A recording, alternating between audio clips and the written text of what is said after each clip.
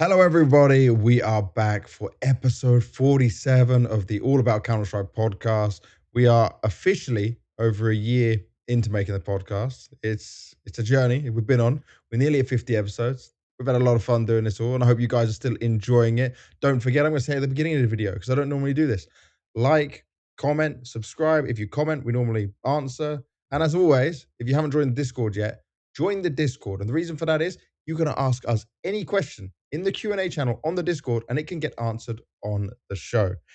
Oh yeah, can't forget the other thing. Need to keep the tradition up. It is the 19th of January 2026. Actually, no, technically not anymore. It's still the 18th. Still the 18th. I was looking at my time where I've got my home time on the laptop. Oh, yeah. See, look at that. Rookie mistakes about to happen because we are in the same time zone. So I'll look at my phone. It's the 18th of January, 2026. It is 11:55 in the evening. Blast, Premier, Bounty, Season 1, 2026 has just finished. I've come straight home. Devil's waiting for me, and we're doing a podcast. It's the same time for you in Sweden because I'm in Malta still. Yeah, I mean, I was just waiting for you to do that kind of traditional intro for us. But I yeah, am cooked, mate. I've worked all day. I've been honestly, you probably had an easier day than I did because I've been solo queuing in FaZe. So it's What's your you've elo been now? chilling, dude. It's been this today has been absolute trash. I think I've lost 8 It's the games in a row, weekend. Oh, you and shitter. that's 300 elo almost, like, or Bro, you up at 3K 240 again, elo. though. Yeah, but I dropped down today, 240 elo. So I will we'll say see. this, right? I'm not going to defend you because you should be better than that. You used to be better than that. And you are better than that. But, like, there are a lot of people out there who are level 10 who just 4 or 5 stack their way through games, like all friends, right? And they're like, yeah, Yeah. I'm 3.5 or I'm fucking 3.6 elo. Cool. No problem with that. Just go and solo and try because it's a whole different beast in there. Solo is like sometimes running around brainless, no mics, pure rages. Like Devil doesn't rage, but watching you rage at some of these people was genuinely the most amusing moments for me because you don't tilt. I'm the one that tilts. And yet you're like telling this guy, what do you mean? It's just obvious you do this. Oh, but sometimes I get really frustrated. I'm the kind of guy that just I play. I don't mind people making 1 or 2 mistakes or 3 mistakes, but Yeah, yeah. the thing that really crawls like under my skin that makes me just rage uncontrollably is when the person that has continuously made mistakes, I've accepted them, but instantly someone else makes one mistake, they full rage. They go like, "What are you Mm-hmm. doing? What? How can you not think about Blaming this and you. that?" And yeah, and I'm just like, "Oh, my blood just boils," and I just start screaming. I insta mute them because I just generally think that I'd rather lose this game right now than hear your Mhm. voice one more time. That's where I It's get. it's funny because like you play very smart CS, right? And even if you want to play a little bit fast or rush around or something, or even when you're calling for people and then they complain that like, oh, you didn't do this correctly. I'm thinking, guys, he plays the most like precise, perfect CS. If you can't like follow the basic instructions and like remember when he didn't wait for smokes and just started pushing and like literally you're still throwing the smokes and he's just gone and he's like, why did you not go with me? Yeah, sometimes Uh, it's well, I guess I'm gonna it's make like I a I'm gonna make a understand. stream clip compilation, by the way, and we're gonna play it one time on the episode. I'll get our editor to go through my stream and just get all these devil crash outs from because people won't believe it. The Like, people love me crashing out. I've every single team I've been on, when I get mad, it happens so rarely, and it's they explain it in a way where I'm almost nice when I'm raging, yeah, in a weird way, and people find it hilarious, like absolutely hilarious. They laugh their it's ass because you off. do it so rarely. But I feel like we're putting you through like a mental test here because solo queue is something else. At your high elo as well, it's crazy. I the thing is, it sometimes it goes really well, and you meet some absolutely wonderful people to play Counter Strike with, but other Yeah. times it's almost a gamble. Like, I almost every game I play, I at least have two people who are kind of nice to play with. But there's like Mhm.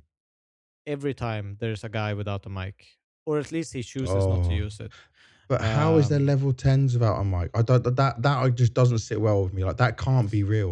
Like, I don't care if you use a fucking the mic that's built into the laptop you're using. Because by the way, some people do play on laptops still, but like, just try something. Give me something. Or at least type. You ain't got if you really don't have a mic, well, type something down. I genuinely believe they have a mic. I just think that they don't care. And there's been, I made that tweet, and people, they don't communicate for 4 rounds, and then when they see a mistake, that's when they open their mouth. That's what I Yeah, can't yeah, yeah. tolerate. That's when I get fucking boiling. It happens pretty much every third game I play. It's not a uncommon occurrence, just a different kind of, obviously Yeah. circumstances every time, but it's very similar. But yeah, enough about that. I want to get out of Wait, the wait. the What's solo your elo queue now? phase. We I need to know think what your elo is. I think it's just under 2,700 right now because I lost 240 today. But you're still going for 3.5K, right? That's the goal you set yourself. 100%. I don't Cool. give a shit if I'm tilted, or I'm not gonna give up. I'm not gonna give up. You never do. You never do. Some of the scrubs that are at 3.5, I know you can get it. That's I'm not worried about that. But we're gonna start today by looking at some of the recent news and stuff. Obviously, I've just been on Blast Bounty the whole time, so I've been on a crazy grind. Just all these online matches, fast turnarounds on the desk. Do you know what? Actually, I'll say this.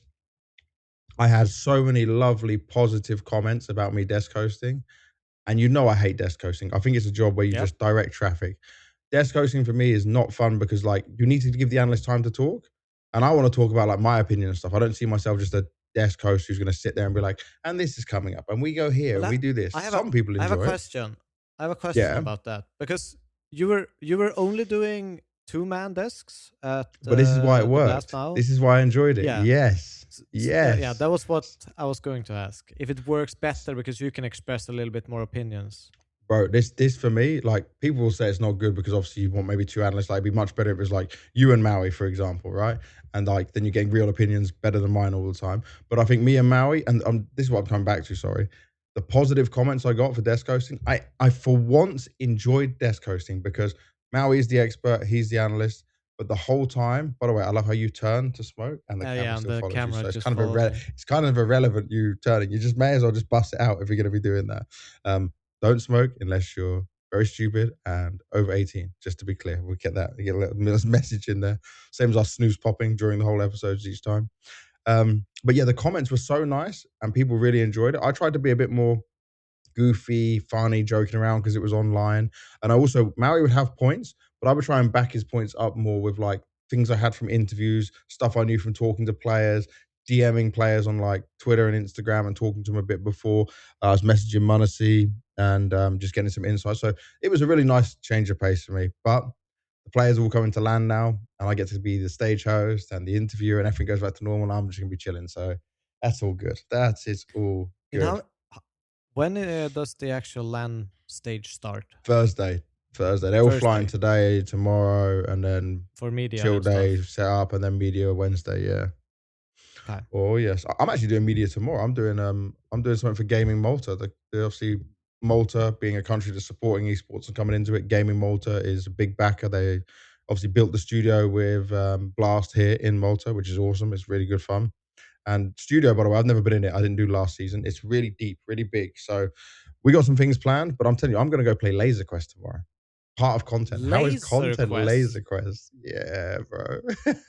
So this is just the guns and shooting Yeah, the lasers laser at tag. I think because some of the people I'm playing with are laser fans. I tag. guess Yeah, they're not that's how it's adults. called. Oh, sorry. We call it in the UK. It's called Laser Quest because that's the big name of the franchise. So I just shouted out the wrong thing. But laser tag is correct. Yeah, I'm guessing we Yeah, can't do paintball because probably like if one of the fans is too young, it's not acceptable. And also like that would it just can get me fucking taken way hurt. too seriously. Yeah, I was hoping. I was looking forward to it. I haven't done paintball for a while. Um, Also, paintball sucks when you're really big because even when I remember trying to hide behind things, I was getting clapped because my like back would be sticking out or my fucking top of my head would be sticking out. Like, yeah, it's not an enjoyable situation sometimes. I think if you're like athletically short, it's probably the best. Yeah.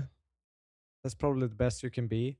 I like how you described Um, athletically short because you don't want to be short and stumpy. You want to be no, athletic and not super short, still a bit of tall so you can still run fast and not be hindered. I athletically short. I can picture yeah, it as you're saying it. I can actually imagine it. That's really good. All right, let's start with the news because lots of news has happened, and we got to start with the biggest one, mate. So I think this is the first time ever, if I'm correct, that we have known where we're going for the major for the next amount of years. And it is wild. Some people are going to lose their minds on this about who's been picked to run the majors. Some people are obviously going to love it. There's going to be a lot of question marks around it. I'm going to give my opinion because Valve have always said this is known in the public knowledge that when people are being chosen for majors, obviously they need a history of doing Counter Strike events, needs to be in a region and a country where the time zone is good for maximum viewership. Yeah. To me, something has changed in Valve. And I think this is just my personal opinion. Shanghai was such a win, even though the time zone is bad. Yeah. yeah, Because yeah, it basically put life back into the Chinese scene. Chinese Counter Strike is bigger than any of the like. No Valorant is catching it. Nothing. Chinese Counter Strike is on top. It had a huge jump. So many more fans. Obviously, the fans have been so amazing in China anyway. But I feel like what Valve saw there was, wait a second, if we can work on our global strategy or the global product that is Counter Strike, the best game ever made, the best esport ever made. yeah. That's been running now since 1999. We have over 27 years of Counter Strike from a mod to where it is. And I think what they've done with these next selections is they've seen, okay, so we're good in Brazil, we're good in China, Europe's crushing it. America is okay, they have some problems there. So let's go a bit more South American. So to bring this out, Fire League, they actually announced it officially today. They're going to be the TO running the Buenos Aires. I need to learn to say that correctly as well. Major. Buenos So it's going to be the Aires. fire. Thank you very much. Buenos Aires. That's we're gonna have to I'm gonna have to learn. So Argentinian people, bear with me. I will learn. My I mean, I friend might not Forgy, even who say it correctly, my friend but I think Forgy. it's Buenos Aires. Okay, nice. I'm not gonna try I anymore. think so. Um, my friend Forgy is the biggest streamer in Argentina. I actually went on his. He was in Cologne, and I went on his stream while he was doing it. These guys got great energy. They keep it a bit more like Beyond the Summit style, chilling and stuff. But basically, Okay. they said we are very excited to host the first major in the history of our country. This is the CEO Rodrigo Figueroa Reyes told HLTV. Fans will be delighted to come to a city like Buenos Aires, a city that blends European and Latin American influences, where they will be surprised by the passion of Counter Strike fans in Argentina. Now, Fire League, right? If you just, we'll do a little Liquipedia moment in here. Bear with me because All I am right. on a laptop.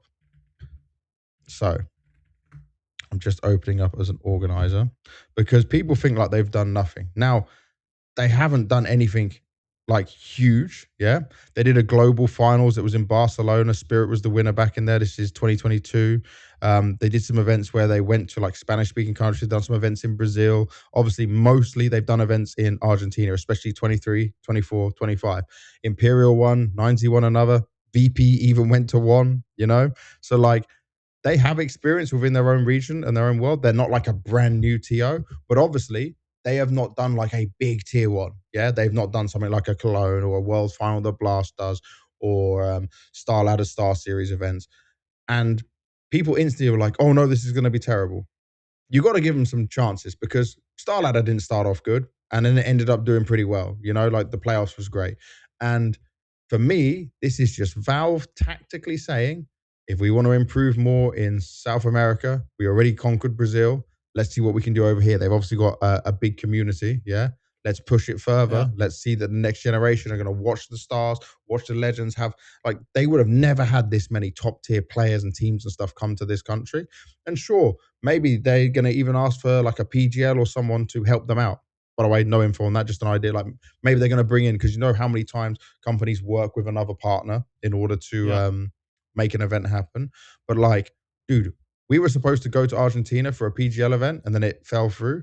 This is gonna be epic, man. I am really looking forward to it. I And actually I, I I just just sent you a picture. Did you see oh this? yeah, I see this.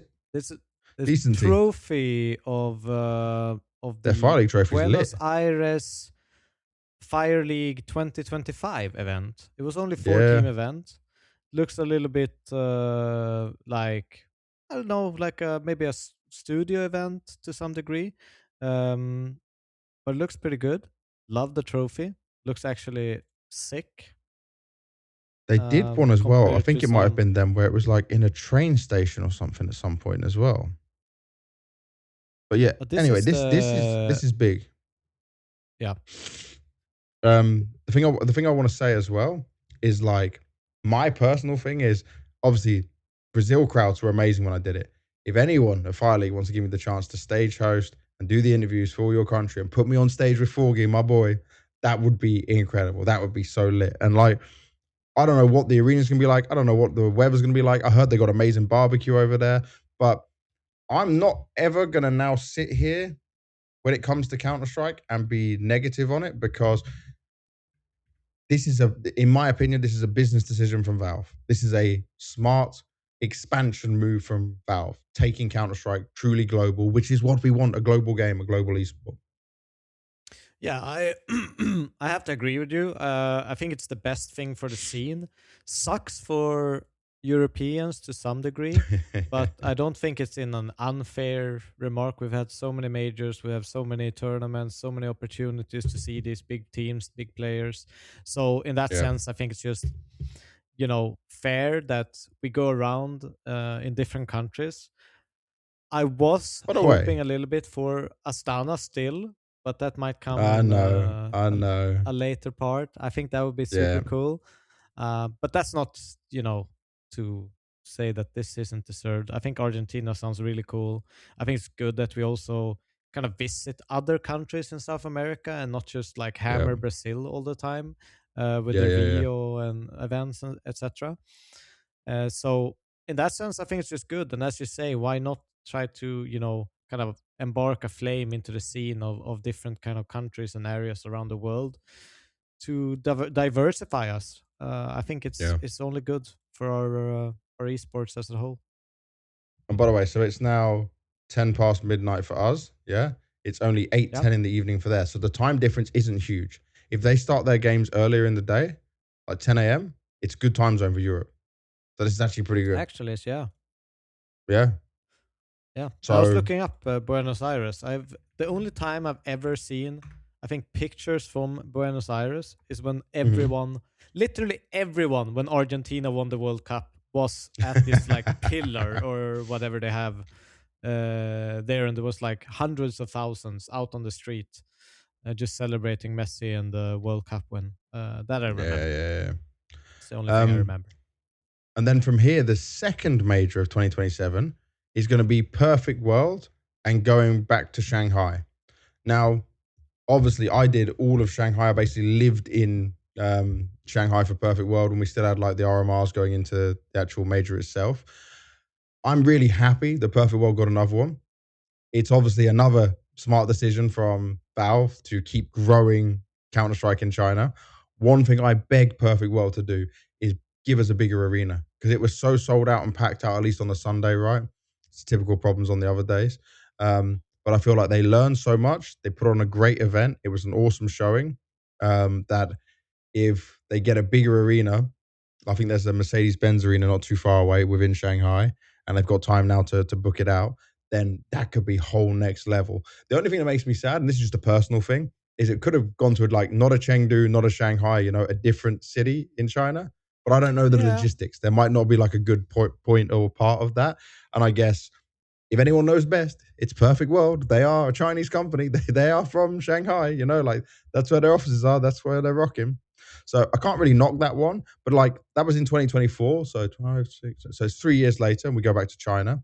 And then at the bottom of this news post on HLTV, these two majors. Da, da, da, so we're going to Cologne now, and then Singapore, and then Chinese TO did not want to comment, so they didn't want to announce it. And then supposedly for 2028, yeah, which by the way, yeah, we never know this early, have already been decided with ESL and Blast winning bids. Now, the rumors are that the ESL one was either Brazil or Melbourne, I don't think if Fire League's going to be in Argentina, they're going to go Brazil again. I think if we're in this mindset of the not caring about the time zones so Probably much, Melbourne then. Melbourne, which would be That would be huge for like think of this absolutely sick. Australian and Oceania Counter Strike is dog right now. Not about the teams or the players, but it's like not enough people playing. Teams can't get practice. Imagine what this can do, considering the crowd has already proven to be great. And how high did we rate the crowd when we were covering Melbourne all that time ago? Yeah. Chad will be ecstatic. I mean, there there's few crowds that are like Australian crowds. Like there's very, very Yeah, few because they are so bantery, but in a funny way. Like it never really feels hostile. it's my kind It of feels humor. like they're making, they're making fun of themselves. They're doing the Yeah. shoeies and whatever. And even with B&E, I've seen like You did Challenger, we were right? at the yeah, we did Challenger, and I mean, there's not tons of people compared to like a packed arena in a tier one Yep. event, but the crowd there was incredible. They were doing chants for all teams. There was a lot of Chinese fans there as well, because they Yeah, can easy to travel travel over. pretty leniently over to Australia. So I just love I just love the crowd there, and I love the engagement you get with the fans. They're super lovely, Yep. and they seem to be like kind of hardcore Counter Strike fans. So whenever an event actually comes there, they just all come. Yeah. So I love Australia. I love that. And you know what? With obviously with the CSL, they don't normally put me on stage. So hopefully they would put me on stage for Australia. That'd be amazing. But let's see what they do. But either Did you way, have they to got to do a put Chad on. shoey? What I 100% do. I'll do a lot more crazy stuff than that with these Aussies, man. Put me in that crowd with the Aussies. That's gonna fit me to a T. They're gonna understand everything. We're gonna have some good banter. Probably gonna hear the Just word make sure "see you you next buy Tuesday" clean every now and shoes. again. No, bro, I'm gonna wear my dirty old ones so they can go in the bin afterwards. I'll just drink out of it that one time, get all the poison out, and then go. Just rocking all the moldy toe All right. jam that I've got in there. But I also think that's another one where you want to put Chad on stage in a major to have Yeah. some sort of intro or 100%. something would be like fully deserved for everything he's done of flying the flag for Australia in every role and caring so much about the game, you know? That would be beautiful for him. Would be cool And then to the have some like now I'm just like spinning on this, but even these like old players of Australian Counter Strike to bring oh, out the trophy could be super cool. yeah, Um, yeah, yeah. Some yeah, of the old glory whatever. faces of very old times. And Yeah, then the other one, right, obviously says Blast. Now, I'm that could interested literally be because everywhere. but look at this, right? PGL is going to go Singapore. Technically, if you look at how this would be, Cologne be the last one in Europe. Then you've got Singapore. Then you've got Argentina. Then you've got China. So did that make sense that then Blast goes to Europe? Or because remember, Blast not so long ago, I think it's like a year ago now, obviously got their American office. Do they try and go for another crack at America because of how successful Austin was? I'm not saying go back to Austin, but America's a huge place, bro. They can go anywhere. So it might be because Europe is, this is all just my opinion. Europe is thriving so much that they go and stick with like the other parts of the world. Yeah. We'll have to wait and see. I've got no info on that. This is just me spitballing and stuff. But that's enough talk about the major. I really want to go to Argentina. I think it's going to be a great set of years now ahead of us. Like, bro, knowing the majors for 26, 27, 28. It's look at the life our game has. Look at the longevity we have. This is beautiful, man. This is exactly And what I talking want. about Argentina, Mm-hmm. Oh, you want to swip we over have some. to? I thought it was a good segue. No. That was a good segue. It wasn't the way I was going, but yeah, I'll let you host on this bit. Go on. He's All back. right, so we have kind of the pain, I don't know what to call them really, but DGT and Davideus, they obviously found new homes after their stint in Yep. pain. DGT returns to 9C, a team that have had a lot of, I think he's Uruguayan, is he? Yeah, he's from DGT? Uruguay. 9Z is from But I think the Argentina. org, yeah, I think the org is from Argentina. He joins Mayern Correct. and Luchov, etc. And we also have the other. Davideus returns to his old team in Red Canids. So he's joining It History, Chaos, Chow Jesus, and Drop. it's kind of wild, right? That both players have a year on pain and then both just go back to their old teams. That's how good they are. It just didn't work within pain. So, like Yeah, for DGT, linking back up with 9Z and Max is going to be a very positive for him. Max has been IGL of that team, or maybe not IGL, but he's been on that team since 2020. Yeah, so 2020, and he's still there rocking it. At the moment, DGT is just on loan. Obviously, they might be just trying to see if this thing works with it all. And then for David Dias, he's back on another full Brazilian roster. I'm not gonna overhype these moves or go into huge detail about it, but I think it's just something that probably makes sense considering both these teams were better with these players and they've gained more experience and gone further than basically every other player on that team. yeah. I mean, makes sense from everyone's perspective in this regard. So I mean, you can only wish them luck. I don't really know what to think otherwise about the movements. Yeah, it's not much It's we kind can of really go weird. into. The one thing I find weird is obviously in pain they talked about Davideus and DGT. They couldn't really communicate that well, or was Yeah. like a little bit slow. But still, Davideus is just instantly brought back to a Brazilian team. So I'll tell you this because I got the information here: is David Dias lives in Brazil. His girlfriend is from Brazil. Yeah, so he does Yeah. speak it and he does understand it. But I mean, how that translates to speaking perfectly, like if I'm learning Ukrainian the whole time, I can't have the same vocabulary, the same understanding, the same quick thinking as if I'm speaking English. Like it doesn't work. My brain doesn't. My wife probably she's very good at doing that. Some people can, but obviously for No, what it but was within pain, it wasn't it enough. seems like a simple fix, because learning a language fluently is one thing, Yeah. but learning a language within something can be easy because, like, even even if I, for example, now I was on BNE, I learned some Albanian. I still remember some Albanian. I can still speak Albanian and understand the information flow in the game Hmm. in CS. I cannot have a conversation at all, but I Okay. know what information is what. Um, and if you already know the basic of a language, it seems really, really easy to kind of just chime in, write a list. What Yeah. do we need to have for you to understand and say? I'll protect Biguzera and Payne a little bit in saying that Bigu plays very fast, quick CS. Then maybe that few second difference of understanding or making a reaction wasn't good enough. Because when they used him in a different way in different That I roles, can David Dias was understand. brilliant at the beginning, and then he got worse and worse when they changed roles and position. You know? Yeah, So there's that that I can factor into it, I understand. would guess. Yeah, From Davideus and DGT, obviously, good luck to them going back onto their teams.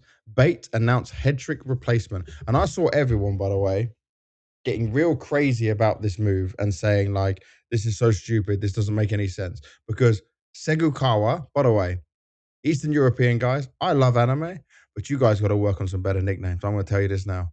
Because you got to think when people are commentating your name, Segukawa, I'm just going to call you Segu at this point or Kawa because it's not going to but flow the nicely for the one commentary.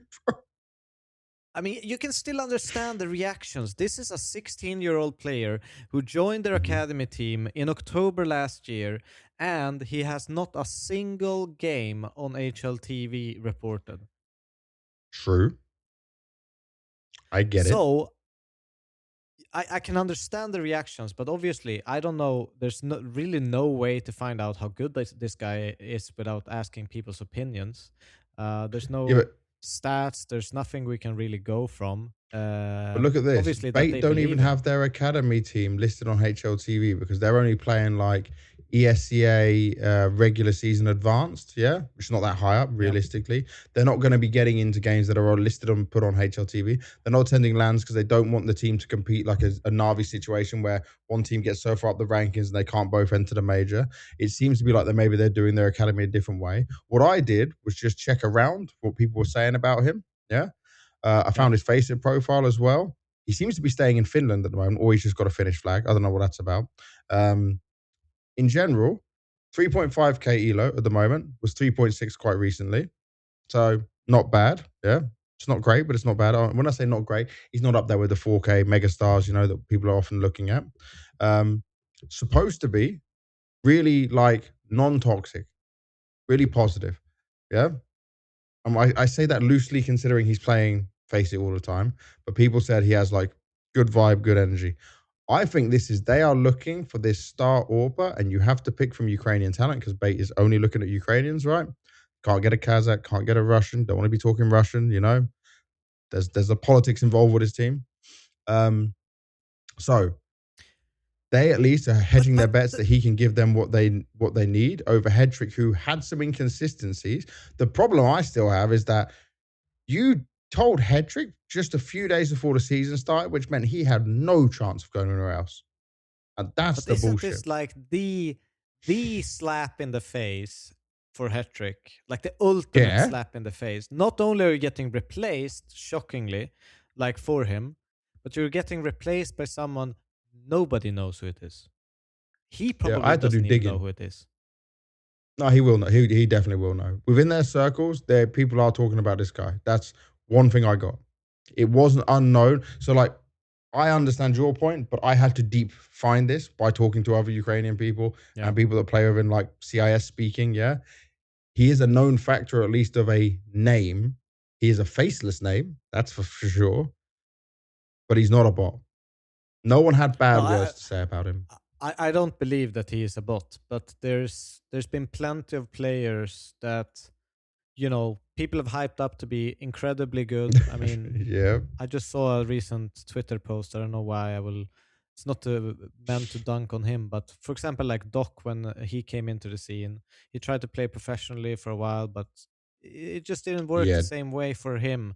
He was just an It doesn't FPL guy. translate the same. It's the same with a lot of people who play faces. You can't just strafe mid on Mirage every single round and expect it to work in a pro game. You have to learn to play slow because these players are so much better that they're going to punish Yeah. simple tricks like that.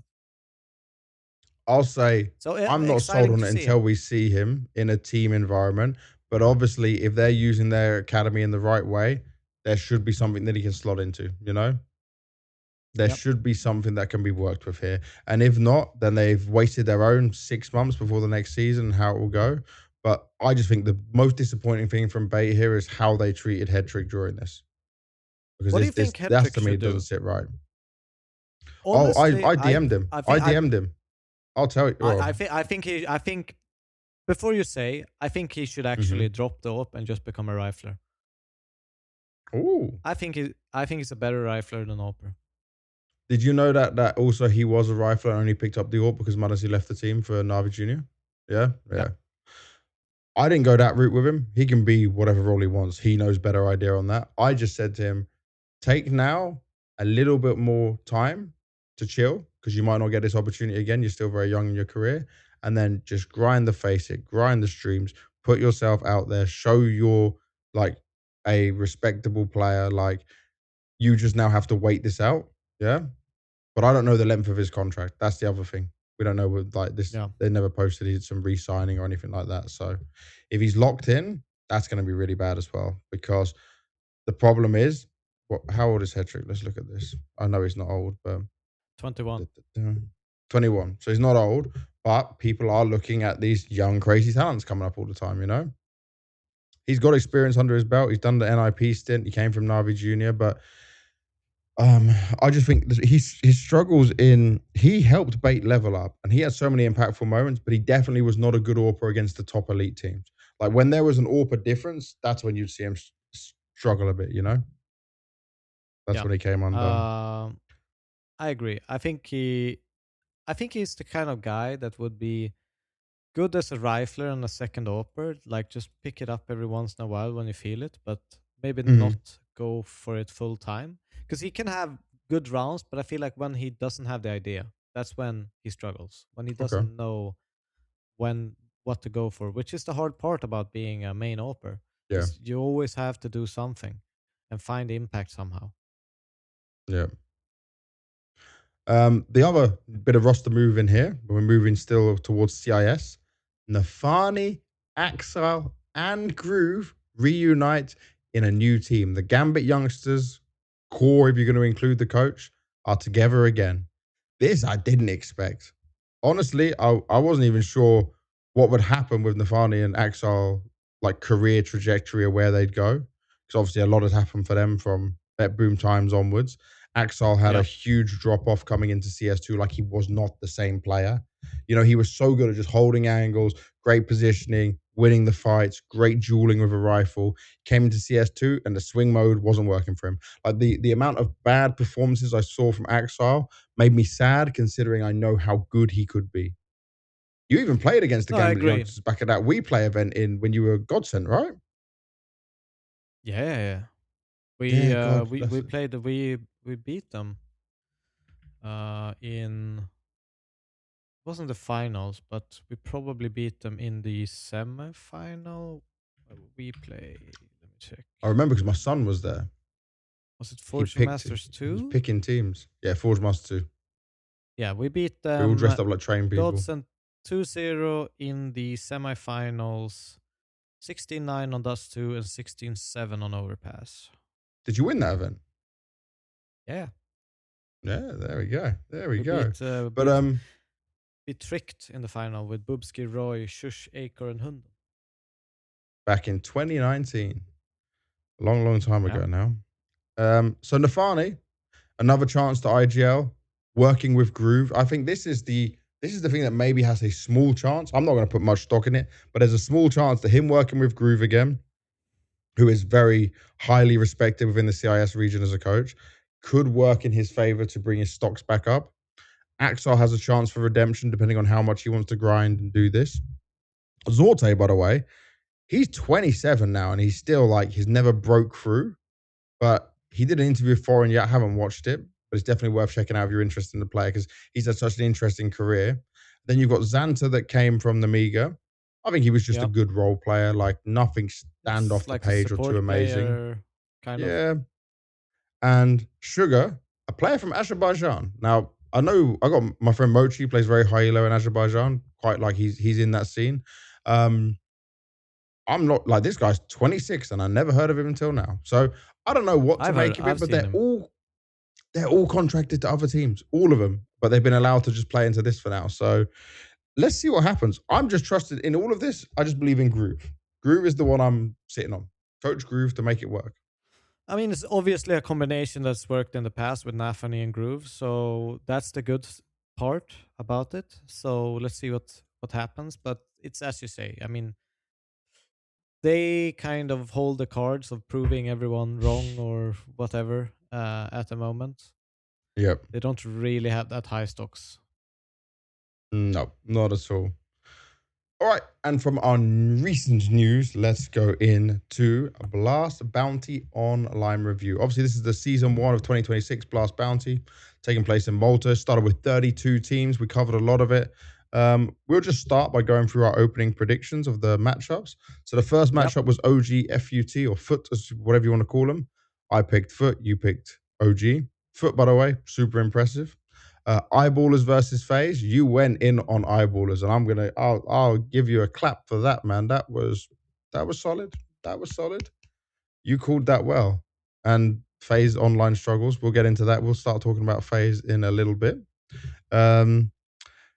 Everwalk went for Fnatic. I went for Astralis. Oh no, we both went for Fnatic. Wow. Well, we both went for Fnatic. Yeah. Jesus. Okay.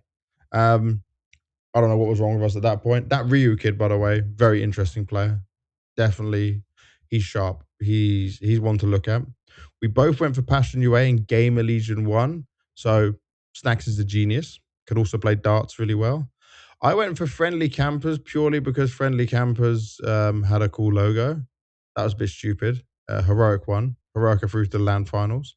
Monty versus Navi. We both went Navi.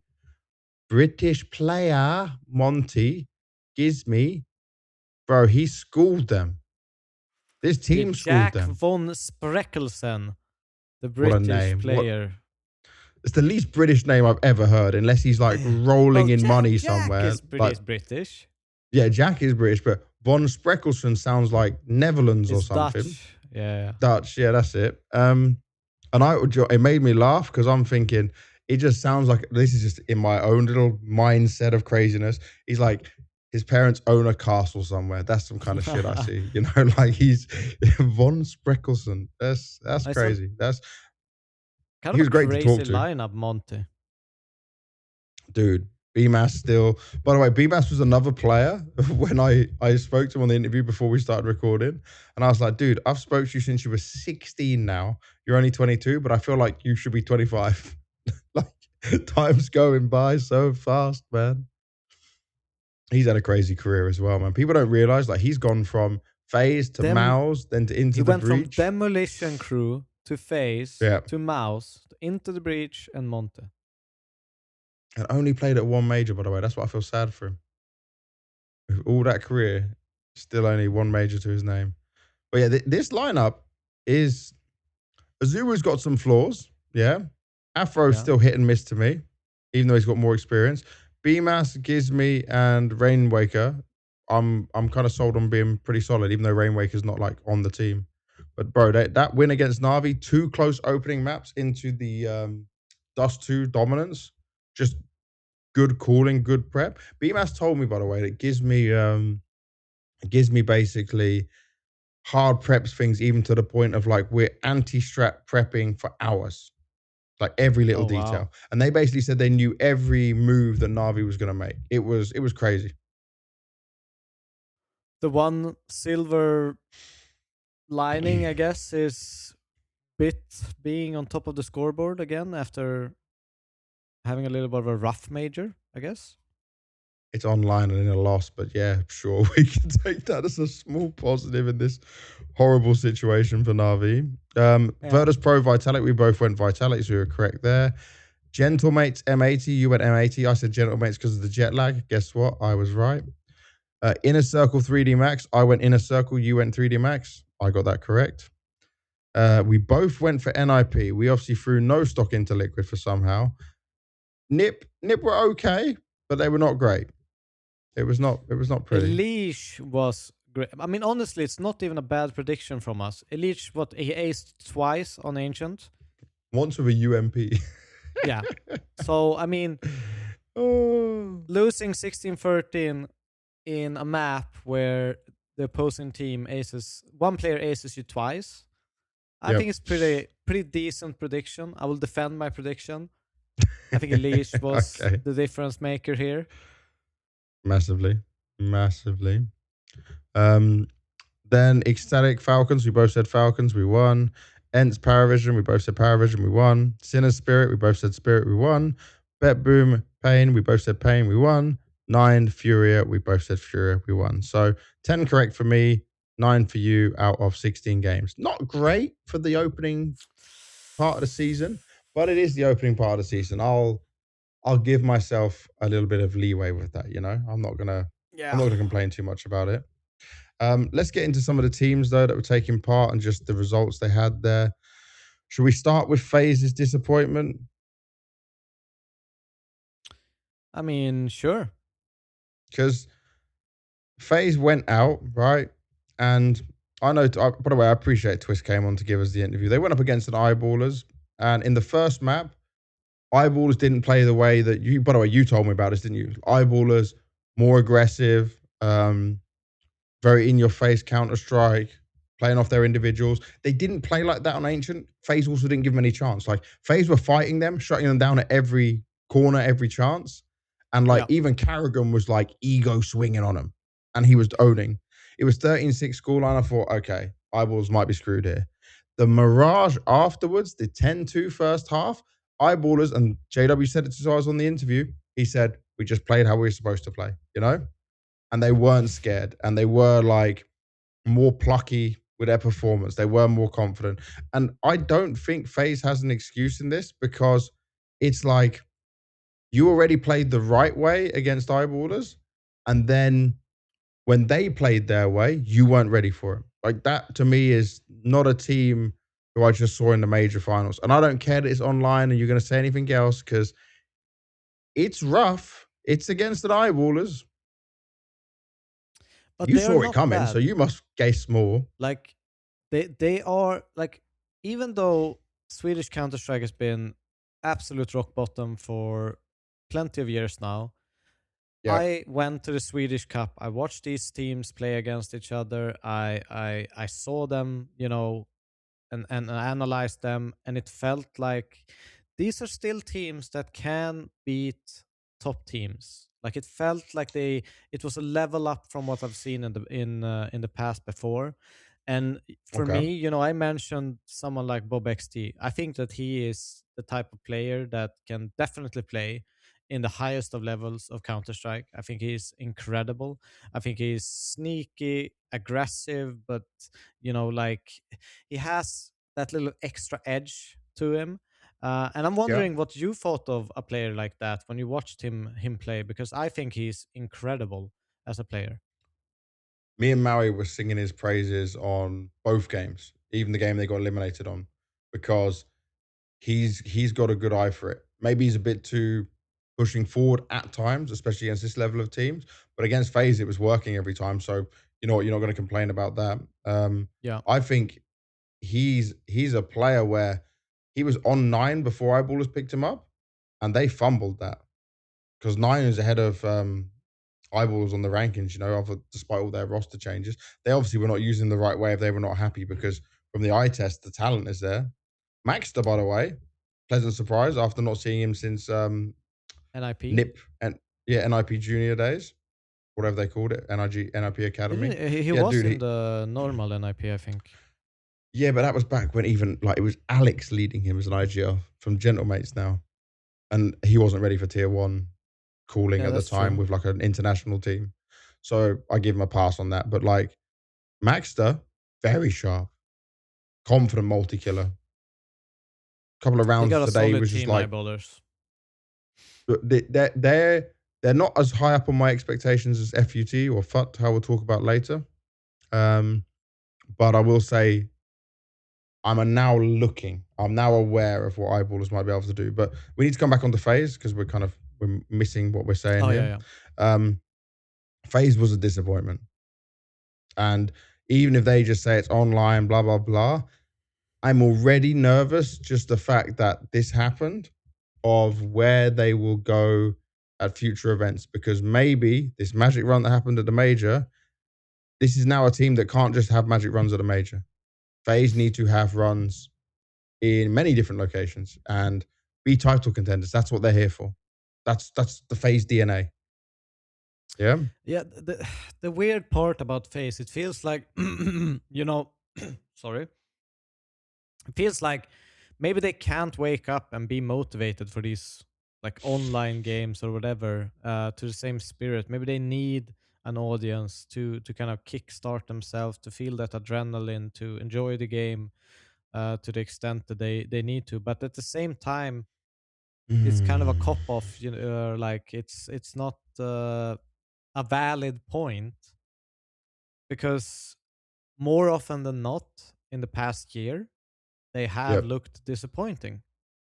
Yep. um and it's down to a lot of things. They look lackluster, they look unsynced. It's almost like Kerrigan has to almost pick the perfect call and trick the opposition to a degree for them to win rounds, which is usually Yep. something you do when you're the worst teams. Like you have to trick them. You can't play standard. And that's not a position that FaZe has been in for a very long time, And Kerrigan can't just pull magic out of a hat consistently throughout a game. He's the kind of guy like when it comes to the important rounds, he will pull it out and secure his team the victory. But it Mm. feels like right now it's a little bit too much weight on an IGL, where before they were the ones defaulting, putting pressure, just finding things, or like almost letting Yeah. the play or the round play out itself by the individuals, and then just make an end call. Now, yeah, I don't know what to say really. But the thing is, right? I I understand it's I can early in the agree with season. you. Yeah, but I can agree with you on like maybe not so motivated. But now all of these players, even with what they've won, They had such a bad year last year. Twist even on Liquid had a bad year. Yeah. Coming back over to FaZe, they should be motivated. They should be motivated for every game. I don't Yeah, care but how long you've had in it. I look at it almost like old teams that I've had where, there's so many issues that it's apparent that Hmm. there's so many cracks in this team, like not only in the server, but it feels like on a personal level as well, like how they're working together just doesn't work. That's almost like when you're in such a broken team, players take breaks. They remove themselves from the PC environment. They remove themselves from CS because they need to, like, I don't know, what is decompress is the word. Decompress, Um yeah. and and what happens then is, like, every other team that feels are in a good place, they stay by the PC, they look at strats, they look at demos, they evolve themselves constantly, while these a team like FaZe almost decompresses. This is my guesswork on what's happening, but this is Mm, how it looks to me. There's cracks, they need to decompress, therefore they don't put them in as many hours and everyone else, and they're just falling further and further behind and trying to problem solve because they think that they should be better, which is true, but they need to yeah. put the work in to be there. I'll give them to a Krakow. I can't give them too much more. I'll give them to a Krakow and see what they can do there. I think that's it for me. They will be better, but they Yeah. will not be as good as people think. I think they will drop down to like a top 12, 13. Okay. Plenty of other teams in here to talk about a bit. For Fnatic, OG, Holly. Remember, this is single elimination, so going over every single team probably is not worth it. Yeah. Um, Ninjas in Pajamas, I think, was disappointing considering the matchup they had. They got to play against Liquid in the opening game. They've got Ken, their new player, coming in. They picked Nuke, and Snappy was almost too stubborn, it felt like. And he might watch this and say, like, I'm completely wrong, which is fine. But he was just a lot of A site hits, a lot of like, it wasn't as good as their nuke we saw. And maybe that's just one player change coming I mean, in, that's how they but I'm not played going to blame Nuke. Ken for that. I'll just say What, it. even before? This is They have always played Nuke in the way of they I didn't even watch this game, but tell me if I'm right. They pretty much do outside yard smokes, go 5 lobby, and just Hmm. execute inner. Or they do 5 yard smokes, go ramp, or they do 5 yard smokes or yard smokes and 5 yard. It's a lot of that, but less yard work. Yeah, Less but the less early yard. game, it's pretty much always pops ramp or inner. Mm, First like 5 6 rounds, pretty much every time I've seen them play Nuke, and to me, it's it's one of these things where if if it goes well, you look like a genius, but if it goes yeah, badly and you can't really get those rounds, you never get the economy up, you never really let your players either play the game. It's almost like they're just running W and trying to get the instant flick on someone through nades and mollies and flashes and smokes. And they don't really get to play the game. They maybe have a 1 second window where they play the game, and then the rest is just retake simulator. yeah, yeah. Um, then Mirage was very positive from them. I Yeah. liked where they put Ken. He looks very comfortable. Snappy was having a crazy life game. I'm not going to count on that as a regular thing, but it's just everyone can perform well when you're owning like that. And then the Ancient, it was winnable. It was definitely winnable. But obviously, the aces happened. It was some really good CT size coming out from Liquid. It was this was like in Nip's hand to win, you know? Yeah. And as always, the same as at the major, they get to overtime and they can't put it over a line.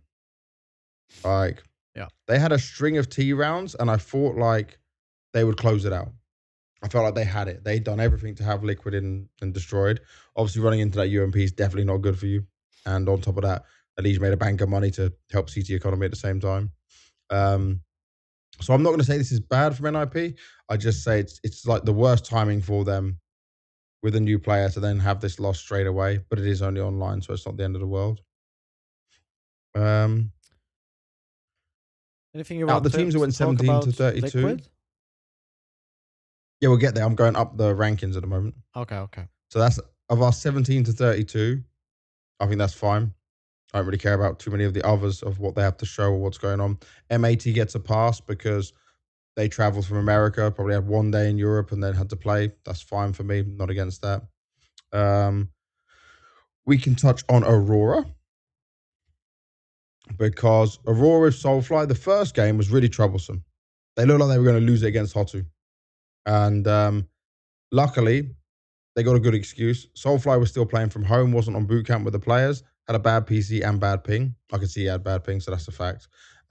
He looked better against Game Legion, but I'll say this. Madja said on the interview to me, and you know I love Madja. I'm a big fan of Aurora in general. The Yeah. last year, some of his team were not believing in their T side calls. He couldn't get things going. He thinks having Soulfly is going to fix this, but there is still too many rounds where there's no lurk. 4 or 5 players grouped up together, going into a site, getting mowed down. It's too much relying on an all or nothing, and maybe he needs some more time to change that. But it's been a long time we've seen this. I'm kind of surprised they didn't pick into Anubis. Yeah, we literally said both games we thought they'd play Anubis. I mean, second game I understand why, because Game Leader insta removed Anubis, but against Hotu is Oh, it okay, was so open Interban. for pick. Yeah. Yeah. Against Norbert Hotu also it said was he open. expected them to play it. Yeah. Yeah. Norbert said for 'Cause Hotu that he expected it.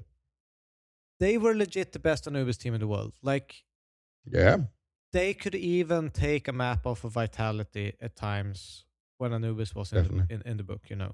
Like That was it a go-to. was yeah, I'm weirded out by it because they were so good on it, and it's not like Yeah. Soulfly all of a sudden comes in that you can't really run the strats. Yeah. They said they want to use him a bit more of like going in first and Zontaro's trading off the back of him as well on T sides. And then he's Yeah, happy to play the anchor position, is what he told me on the interview. I think with more time, I'm not really worried about him. I just feel like they should have at least made it through this online stage personally. Um, we can do a small bit on the Stras. I don't want to get too much into it. I think this Stras is going to take a lot of time. yeah. They beat Fnatic, yeah. Fair enough. Wasn't the greatest of games. Ryu did have some really nice moments. I really like what I'm seeing from Ryu. And by the way, anyone who calls him Ryu, please go and watch Street Fighter. It has always been Ryu. We're not doing this with such an easy nickname where people go, it's Ryu, it's Ryu, it's Ryu. I don't know what the hell people are gonna do. It's Ryu. That's it. There's I no will debate on call this him name. Ryosuke. Whatever. You can shut the hell up. I'm not getting involved with stupid conversation with you. But Astralis today against Paravision, I watched the full game, were dog. And it's not about the 13-1. I'm ignoring the 13-1 Dust 2. This Ancient was even when they had chances, they just had bad timings. They weren't aware of some of the things that Paravision were going to do. No one stepped up. Everyone seemed completely lost at times. There was one round where Jabby jumps over the guy who was on ramp and another guy shooting from afar. Like, it was so messy. It was like they were scrambling panic mode in there. Like it's so amazing to see Paravision play Counter Strike because it's like everyone should know what the fuck they're doing, which is But they literally never know. nothing, and Yeah. then they do everything. And people can't really figure out the timings. Like James is a genius for that. He always gets people caught off guard. Like no matter who he plays, it doesn't matter who they play. They play some of the best teams, at the major. They made it close. Yep. They were fighting with some of them, and they could still find these weird timings where players were unaware of what's going to happen. Do you want my I theory? My absolutely, theory on these absolutely timings. love it. I have a theory that James' brain is lagged. So he has the timings, like the perfect timings, but he just calls it so slowly in like a lagged way on purpose, but he doesn't know he's doing it because it looks effortless. When I look at his camera, he's never stressed about this. He's just talking. He's very calm. Yeah. And then because of that lag he creates, his players don't even know about the timings that are off timing. He's just all in the mix of it. He creates this aura of confusing moments for everyone. I watched a almost full Glock round, beat them, yeah, T-side, Astralis, all util mid, all util ramp, yeah? Okay, admittedly, Jane will play a bit faster these days, yeah? We see some of this. Yeah. But guess what? He's on eco. So what's he doing? 5 players were elbow where no utility could hit them, yeah? All just chilling. Then some of them walked towards B a little bit. Then they came out late timing on summer. And dude, they were even Astralis on the site. They weren't even fishing for information. Sorry, I got a throat treating because my throat is cooked a little bit. They weren't even But you know fishing for why? information, and they still Like, walked into it and died. yeah, but it's the thing that, like, let's take Dust 2 as an example for Paravision. Mhm. Like, I'm just gonna Classic explain James. a thing that James uses. Like, if they take long, they will never Mhm. just rush long. He takes long, leaves a guy there, or two guys there, just waiting. They either wait for them to retake it, where they punish, or they wait for just the moment that they could execute B. And Yeah. that's, you know, by just delivering that timing, they have long, but then 25 seconds gone, they have long is completely useful information. So they always give information, then make it completely useless before they use it. Because everyone gets scared. Okay, why the fuck aren't they doing anything if they have this? They have this and this. Why are they not doing anything? And it Where's the ends up pressure? you get so insecure that you, like, a natural thing for CS players just push for information. And they're so Yeah. ready for it. They know they're gonna push for information. And they just punish it. And that's where they find gaps. They find, like, it's beautiful Counter-Strike to watch. It, if you know what to watch for, because it looks boring and dry and, like, to some degree, Okay, like, but what. if you know this, let me just ask you this. Rugger, I got respect for you, but if you're explaining this, what is Rugger doing that the team and him and Hooksy have not worked out what's going on? I think, I mean, I can't say that, the thing. Okay, before, every time I would play some, like, Jame or Virtus Pro or Mm-hmm. whatever, which just was back in the day, our rule was we never throw early utility, but we stand in flash setups. So always have a flash ready, because they can Yeah. lurk, they can peek, they can do that kind of thing. But you just jiggle it and you keep your utility Mm-hmm. defensively, because they're not going to overcommit, like, almost never. Um, Yeah. and then when the round gets close, right, you need Mollos on each side at 20 seconds to stop them. That was the rule. If both sides have a Mollo at 20 seconds, you win the round. So just play flashes, even if it would be banana on B. You just play flashes, flash setups. Mm-hmm. If he comes in, flash setup, um, and just never get overeager. Easy to counter if they speed up, but you still have a chance. And the slow rounds, you would essentially. I mean, you have to play out of your comfort zone. You can't really play like that versus anyone else. It has to be a counterplay to this very, very slow style. Let them execute, let them come into sites, um, because they're so good at punishing you when you're aggressive. Yeah. It's just crazy. It's impressive. But to talk about Astralis, it was a weak showing. Not too much positive to talk about with them. One win, one loss, they're out of it. Um, Yeah. the next, I think the last team we'll talk about on the 9th to 16th is FUT, ex-Navi Junior. Yeah. They lose Makazi. They get Lounx in. Dude, they nearly beat Furia. That's why we were so late starting this podcast. They lose 13-10 on Anubis. Krabeni was telling me afterwards in the X interview, they were feeling the pressure. They beat Furia 13-5 with a 10-2 CT side on Overpass. And this was Furia's best map of 2025. And there was no chance. No chance. Yeah. Molodoy was the only positive player for the whole game for Furia. Yeah, that's pretty crazy. Obviously, technically, because the other two maps were so close, FUT did win more rounds, overall, which is Yeah. why the ratings are skewed like that. But I mean, both on Anubis, Molodor is farming. He's waiting for other players to catch up. Dust 2, Molodor is farming. Then eventually some other players like Yakinda and Case came alive. But it was like really lackluster. Like, if anyone else had a slightly worse performance, Fury are losing that game. It was so close.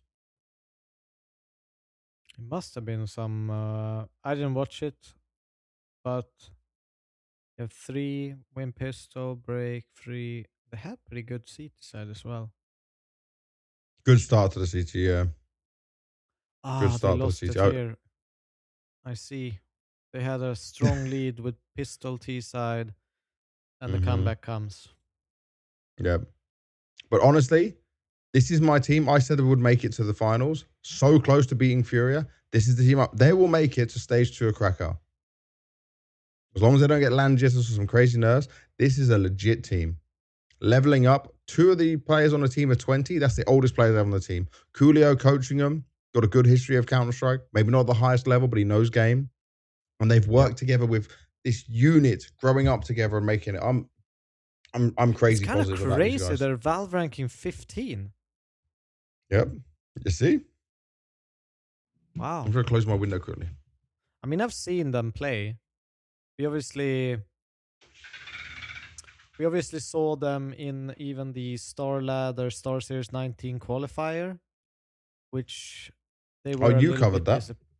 Yeah, I covered that, so I've seen them play.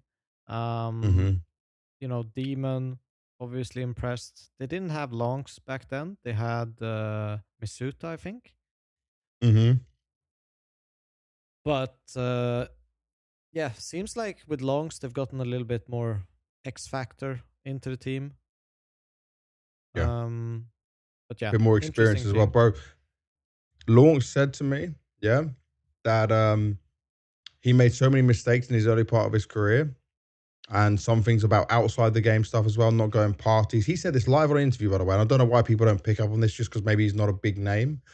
20 years old, and he's saying, I like don't want to party, want to focus on the right things. And he's telling this to his younger teammates.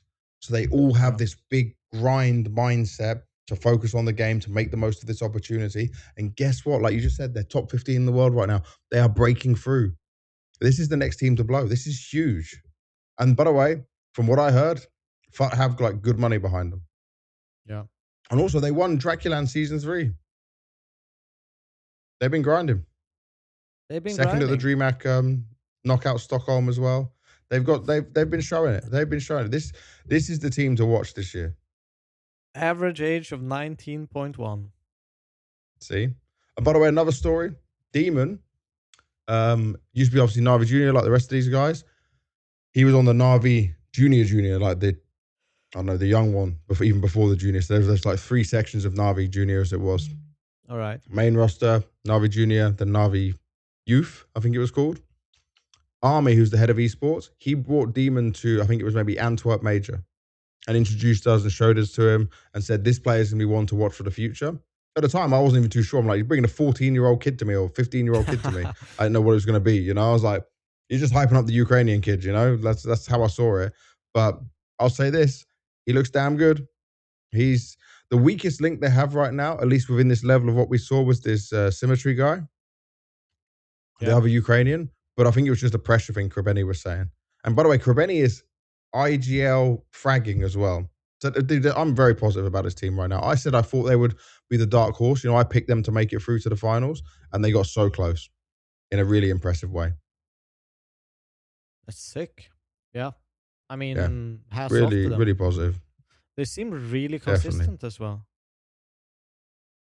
This kind of Oh, there reminds me was a one. little bit about the Gambit youngsters. When I look at, just scroll through their Mm-hmm. results on HLTV, super consistent, beating some of the top teams. I mean, even looking back at October in obviously CS Asia, they beat FaZe, they beat Pain, they beat FaZe twice even.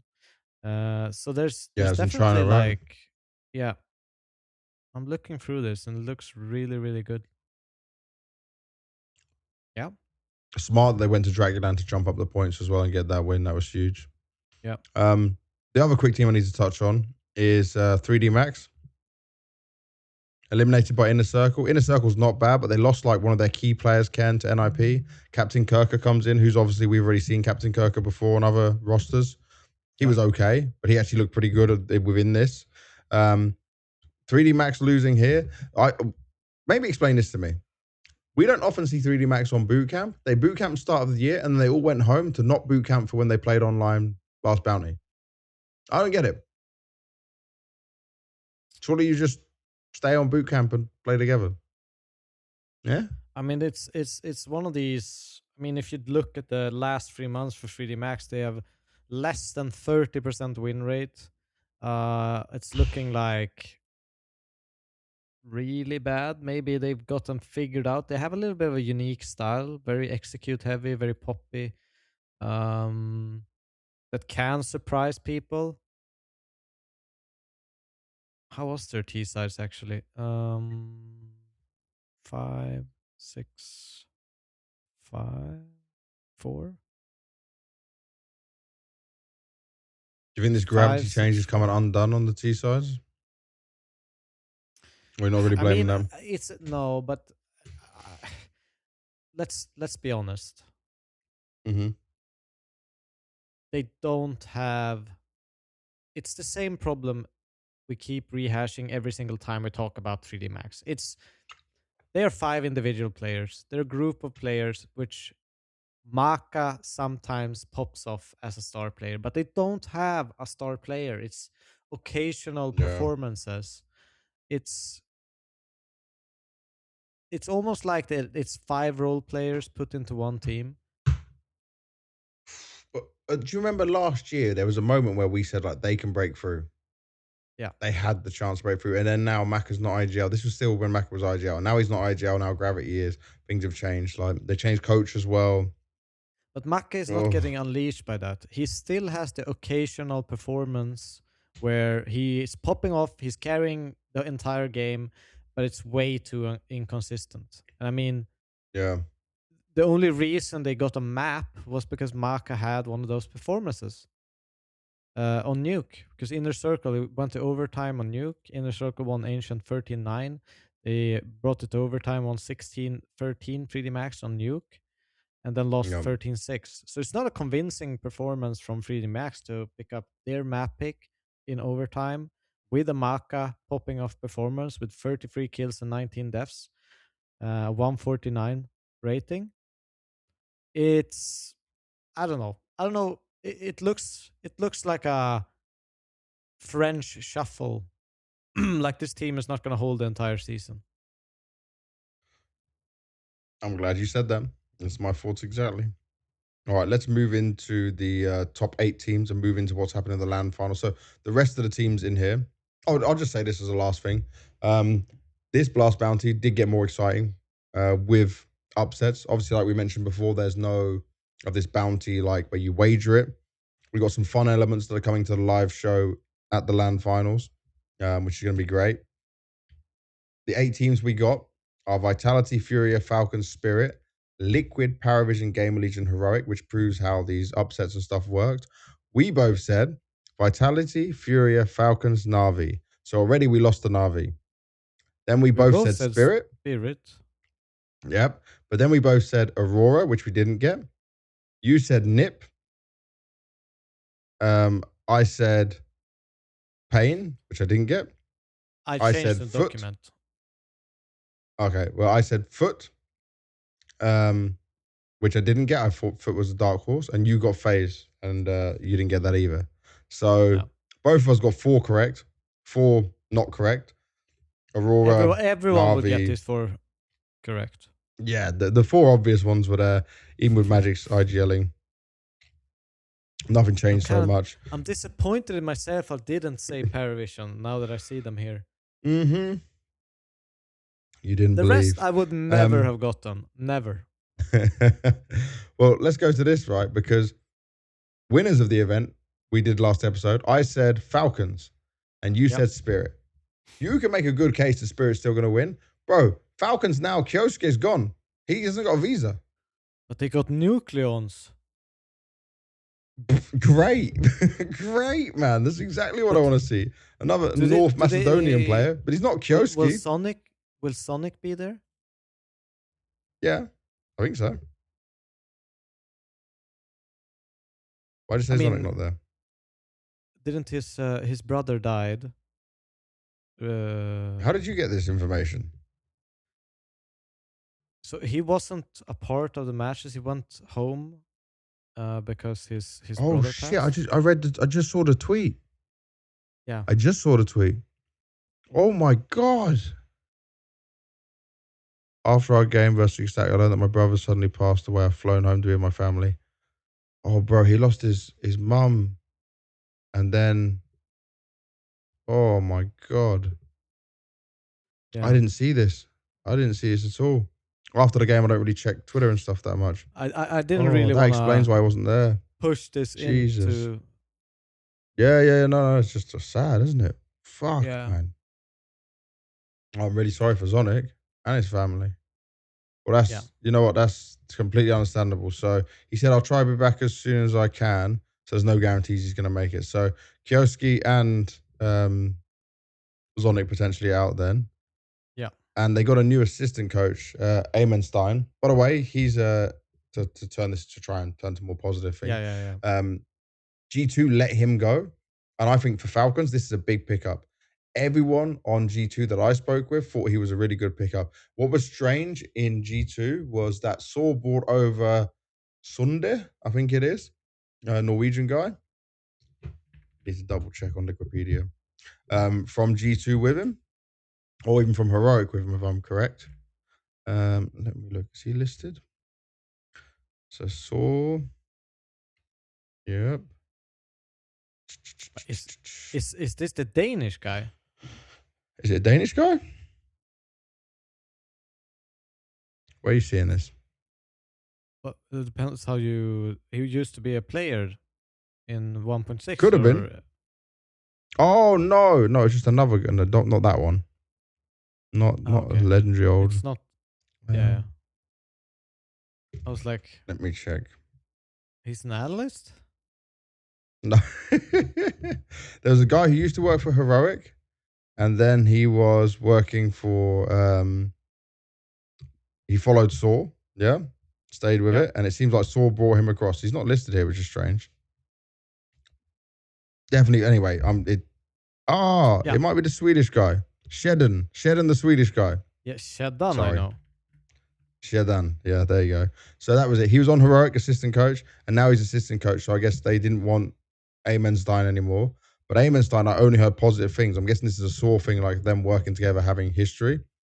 But yeah, this is a real positive move for Falcons to have Amenstein. 100%. He worked with Nico and Munacy before. He knows what they like. By the way, I know this is going to be a very weird thing, but I've never seen this guy not have a good mood for his team. He's got the vibes check. Vibes check 100%. I like him a lot. All right. It's gonna be He's doing interesting. good work. I'm just going off what players say, right? But normally players either don't talk about analysts and assistant coaches or stuff, just about talk about coaches, or they say something. And if they're saying something, that to me, that's enough, you know? If All they're I'm putting gonna something say out is there. Nico and Monesi have done their best work with stand-ins before. Okay. We're running it So back with a let's Stewie not. moment. Yeah, let's not lose hope completely, North Bags. Macedonia is not that close to Malta. I'm not going to change my pick because I made this pick before the event, but I would just say I'm kind of ripped me at this moment. But looking at our 8 teams we got here, Vitality, okay, we expected them to be good. I don't think we need to touch too much on them. Furia, very shaky last game, but it is online. So I'm not going to read massively into it, you know? I just Yep. think maybe they didn't focus too much on their overpass and the individuals were not stepping up as much as needed to help Mololoy out. By the way, Mololoy was just solo 1v5ing a lot of the times. Obviously, he's getting flash and support. I'm not going to knock that. Falcons, Tesses looked so good. I'll tell you this. Tesses on interview to us, he said that obviously there was rumors, all this news, all this information about Tesses going to get kicked, yeah? They're going to bring Yep. maybe Jim Fat in. We reported the rumor. Bro, Tesses came back early from vacation before anyone else to grind. And I'm talking about eye test, and people just think I'm crazy. Watch how he is moving his mouse and his crosshair and his aim. It's like prime Tesses spray control, very fast onto the target, like crosshair placement is on point. It was as if like, by the way, he's changed mouse. He changed mouse before Budapest, after Budapest, and now he's back on his old mouse that he was using. Yeah, I'm always checking the mice, the mouse pads and stuff these guys are using. But whatever he's doing, don't change it because he's come in sharp. He wants to sit on his role. And whoever said we're not removing him, we're sticking with this team, they've done a great job. This is really positive because someone must have stuck their neck out for him. And I Yeah, also I heard, mean, by it the could be way, that. It that could whole also be rumor. the massive buyouts thing that we talked about last episode with Apex and stuff like that. It couldn't really. Yeah, It could be just but I'll tell you this: unworth it. the rumor we heard, yeah, supposedly now from the sources that was given to us. And by the way, it wasn't just my sources. Striker also said reliable sources that go to him said about Yimfat as well. It seems that this news was put out there by Yimfat's agent, and that put the feelers out and made this stuff happen. So sometimes we can just get baited by that. So even the best of us can be caught at times. But yeah, Falcons test is very positive. Spirit, I'm going to say this for now. I don't see a massive difference in their T sides. It's online, so I can't really count the vibes too much. They played really well against Sinners. Yeah. I Bit did close on speak a little Mirage, a bit slow with. start. I spoke with Magix a little bit at the HLTV award. He Oh, said okay. that. What are you chatting about? So I asked him, like, how it's gonna feel about being in game leader, etc., etc. Yeah. What will kind of change? And he said that, I mean, it's still gonna be, Hallie's system, but he Yep. is going to push for a little bit more freedom and more control for him compared to what Chopper had. That's what he said. I like that. Big balls, Boris. Yeah. Hell yeah. Because So we'll remember, see. Boris Maybe. he already said, by the way, he's like, if I go back to a top tier team, I don't want to play the bitch roles anymore. So he's gone to an IGL. He's got some responsibility. Maybe he wants to use that responsibility. I like it. The I enjoy bitchest hearing of that. bitch rolls. Yeah, but I mean, you got some more say now, There's some more positives in that than just being the anchor, drop the guns for Donk. He's still dropping guns for Donk. That's just going to happen. But if you want more of a voice in the team, fair enough. Today against Inner Circle was very dominant as well. Donk was just flying high. Yeah. Donk might even be the highest rated player of the whole thing again already. Yeah, Donk's right up there. Donk 176, Zwei 161. By the way, how do you say the Swedish kid on Heroic's name? Nilo or Nilo? Like in English, it's Nilo. How would you say it? Nilo is how you would say it in Swedish. Okay, yeah, because some commentators say Nilo, some say Nilo. I've been saying Nilo. Oops, something's dropping down. I was saying Nilo. Swedes don't care. Like, you don't have to use the Swedish pronunciation for Swedish players. That's all I'm gonna say. Okay. All right. But I'll say this, that I'm just waiting to see Spirit play a top team. That's all I want to see. What difference can we made there? There's not much else we can make on it. There are expected for Liquid. Bro, Liquid would be a top 10, top 8, whatever team in the world without Ultimate. Ultimate is a liability. He's not a top tier AWPer. It feels like whoever picked him was twisting someone else, right? They just left them with like not that great of a player. Some of the misses, some of the decision making, some of the just swinging out and dying for no reason. Like, he puts them in uncomfortable situations. His best map's Ancient, and even on Ancient at times it wasn't comfortable. Alicia's the one saving the day. I'm still worried about them. And the thing is, I like talking to Roland. He gives some funny interviews. He's got some content behind him. But I mean, it's just tough to watch him. Yeah, I mean, it's very tough to watch him. They did play, I think, still two kind of tough middle of the pack teams in NIP and Gentlemates. And they kind of narrowly. I still think Gentlemates. I think Gentlemates is a tough team to play against because they are very explosive. Okay. They're very all in. If you lose the grip of that match, it can kind of swell over really, really quickly. NIP, I still think, is kind of a tough match. If you just look at the entire list, I mean, I would rather play an OG, Hot 2, Passions, Friendly Campers, I'm just saying Yeah, yeah, on yeah, this yeah. list, Sinners, Ecstatic, middle of the pack. They're decent Mhm. opponents. Uh, but they just narrowly made it through. They could have just as easily dropped both of those games to some degree. Got saved by Leash in the first one against NIP. Yeah. There's very little hope for them in this. I see them as potentially, if I would rate the teams, I think I would honestly rate Yeah. Heroic and Paravision above them. Gamer Legion, I'm like so on. I don't really know where to put Gamer Legion right now. But Liquid might potentially Yeah. be the worst team out of this eight. I could agree with that. And thing is, it took some crazy heroics from Shuhei and some of the game as well against Gentlemates. Ultimate, at least in the NIP game, is only the first game, but like he performed 0.79, sorry, as an AWPer against NIP. Yeah. Like, it's one game. I'm not going to read so much into it, but I've seen too many of these games from Ultimate now. Um, Obviously, they want to run it, though. I don't think even Liquid want to spend any more money on CS right now and trying to get these things to work. But I'll give him until the next half of the season, yeah, until we go into the second part of 2026. Before, if Liquid can't get, like, remember, there's so much money in Liquid as an organization. There's such a big organization in Counter Strike. They have to start making deep runs in playoffs. Yeah. I And mean, when was unless the Ultimate's doing something in last practice we've time? not seen yet, he's had enough time. He's had enough time. It's kind of crazy when you look at Liquid, their page, their team page. The Mm-hmm. last like trophy, you get these stickers on HLTV profile. The Yeah, last yeah, one yeah. is from fucking April 2020. It's ESL Pro League season 11, North North America, America, by the way, just North America. just So when's North the last America. international one they had? The last international That one was Chicago 2019. yeah, And think, by the way, think of this.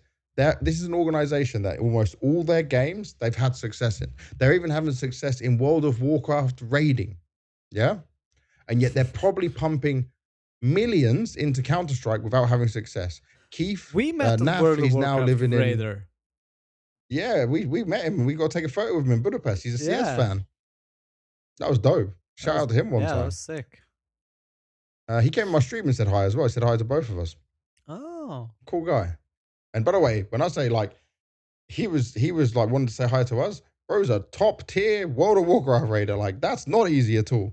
That's not easy when you're doing these uh what is it's it? fucking Race to commitment. world first.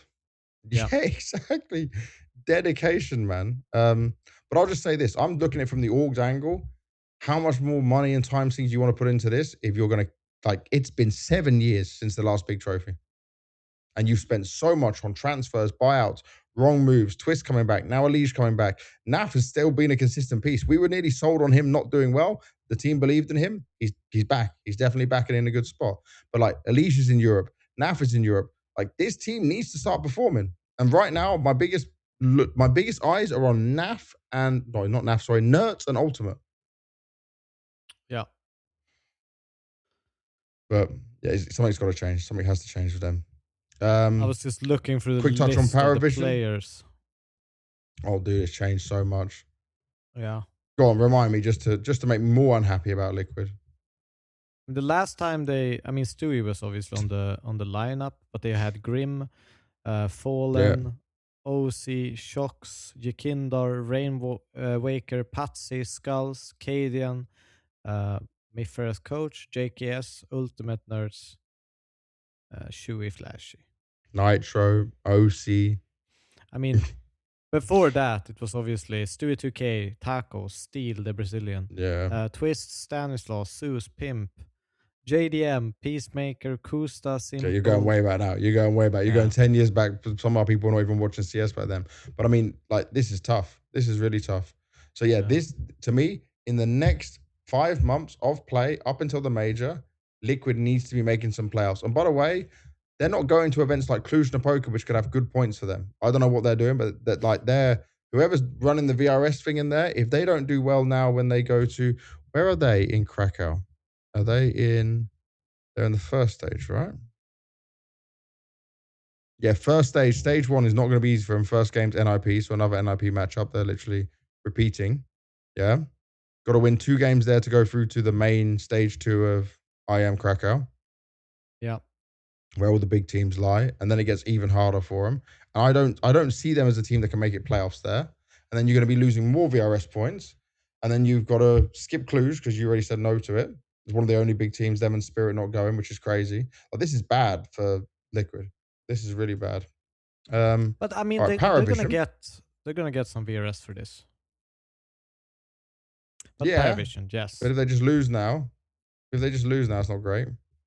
Um, Paravision continues to be positive. Zwei is legit in this team. And I think Hugo and Harry were mentioning it on the cast when they were covering the games. Do you know what's Yeah. great about these guys? Is that it's not just stuck in their ways. I'm just going to bring up both the Ents game. Ents is not a tough team for them to take down, but they win 16-7, then overtime on Anubis 22-20. Sway is topping the scoreboard's 145 rating. They seem, or James seems to respect him as like a right hand man now, who they're letting have freedom and take space and Yeah. play the way he wants. And then he had a 192 rating. He is the second highest rated player of the event, only above Miss Donk. And guess what? This is what happens when you give a player the space and the roles and the freedom, like not anchor version of Zwei that we got on Spirit. I was just about to say it. I think it's the right way to nurture talent. It's the right way to to. I mean, when you looked at Sway, like in Spirit, he looked Mm-hmm. deflated. He looked nervous. He looked shaky. It was like almost like he Yeah. knew he was going to make a Uncomfortable. mistake. Yeah, super uncomfortable. And here we see a Sway. He's playing around in the game. We see his fluent movement. It doesn't feel like anything he's doing is viewed as a mistake from the outside, like it's almost like in Yeah. Spirit he knew that everything he did was a mistake no matter what, so he couldn't really play out to his strength. um and now we see, Now he's the second most experienced player. yeah, tons of experience gained. This whole Paravision team, the amount of experience they've gained, especially in close games, like they've played so many overtimes in majors Yeah. that now, you know the wheels are turning. They're finding solutions. They know that they can grind the games out. And it's probably one of the toughest opponents you could play overtimes against is Paravision at the moment.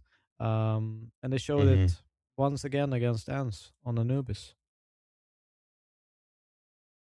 I'm Definitely. just super Definitely. Very excited about positive about him. Paravision. Yeah, super excited. I think they got such a massive firepower upgrade from removing AW to adding Sway that, yeah, I could see them being a top 10 team this year. And a change of pace as well. And this is while VP, by the way, continues to fail, can't even make it to Rio qualifiers. They got rid of James, they got rid of Dastan, worst moves possible as Yeah. Paravision rise on up and find their way to success. And h- I'll even mention this just because it's funny that VP added Mm-hmm. Problem as their new coach. To add more problems to their roster. It's a telling sign. Yes, a positive about Paravision, positive about Zwei. Then coming on to Gamer Legion. Bro, Gamer Legion. So Passion UA first game. I thought Passion UA would have a lead in that one. It was a great start from Passion UA, 13-4 first map. Then they lose Mirage. They lose Inferno. PR did an interview with me where he said he was unsure of how he would play or how good he would play under the way that Snacks likes to call. Yep. Still looks sharp as ever. Still looks confident. Maybe some adjustment in there. Towson's still super stable and reliable, not a liability. Rez, obviously, we know him. He's there to be the experienced one who's also older, but also wiser and somehow almost getting back to peak level. It's kind of crazy situation for him. Maui summarized this that's like Snacks is like the perfect IGL for this team who's going through all these changes in just the pace changes he can hit, some of the out of spawn calls he'll hit, how he'll sometimes do the mid rounding, which he wasn't able to do on G2. Snacks told us that himself on the interview as well. Like he had Manus, he had Nico, he couldn't be doing it that way before. But this right now is working for him. and he's almost enjoyed this step back again, back into Gamer Legion, because obviously G2 got him from Gamer Legion. And I also, I mean, you have to kind of talk about Hypex as well. I think he's been incredible in this Mm-hmm. lineup. He had some good games here as well, both against Aurora and Passion UA. And they have solved the open question, I feel like now. I think we can kind of stabilize this right now. They don't need Yeah, to think about it. It's certain he's going to be the Roper. And he looks good. He looks really good. good pistol. Yeah. Good pistol with that AWPer as well. You know, he's getting it done. He had a sick. It was Inferno against Aurora, sick 3K. Just to give him that pistol on CT side was awesome. I remember that so clearly.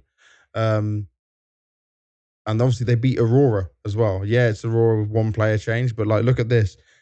You've changed IGL and a player and a coach because Ash is taking his time out for like mental health reasons. Yeah, Yeah. so bigger changes on Game Legion, and they still beat Aurora to make it to the land final. And Snacks and the coach, they picked Aurora. You know, they had the choice on the draft to pick, and they said, "I want to play Aurora," and they could see it. They could see where it would work for them.